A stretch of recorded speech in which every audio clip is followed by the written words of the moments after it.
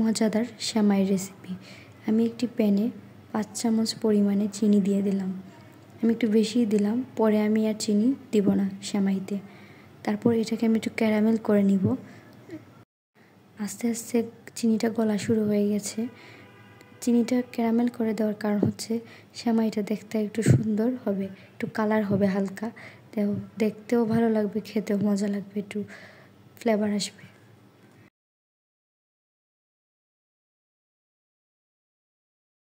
আমার ক্যারামেলটা প্রায় হয়ে গেছে, তো এখন আমি 1.5 কাপ পরিমাণে দুধ দিয়ে দিব।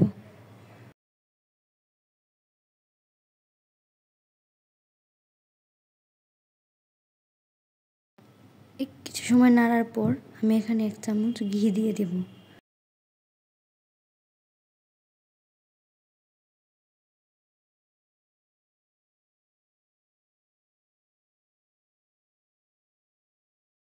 এর মধ্যে আমি একটি এলাচ, একটি তেজপাতা দিয়ে দিব, দিয়ে আবার কিছু সময় নেড়ে নিব।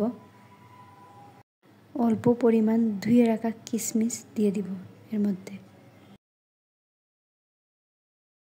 আমি 1 চামচ পরিমাণে গুঁড়ো দুধ দিয়ে দিব।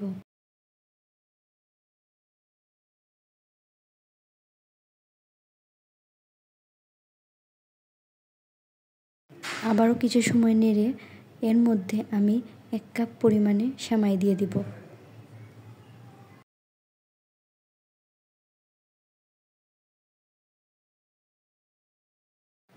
অল্প কিছুক্ষণ সময় জাল করে নিলেই তৈরি হয়ে যাবে আমাদের ক্যারামেল সেমাই।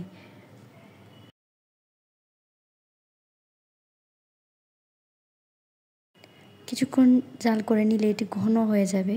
তারপর একটু ঠান্ডা করে পরিবেশন করলে ক্যারামেলের কালারটা অনেক সুন্দর আসবে।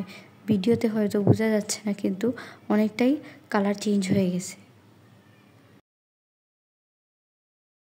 অনেকটাই ঘন হয়ে গেছে। আমি এখন নামিয়ে পরিবেশন করব ঠান্ডা করে ক্যারামেল সেমাই রেসিপি। কেমন লেগেছে অবশ্যই জানাবেন।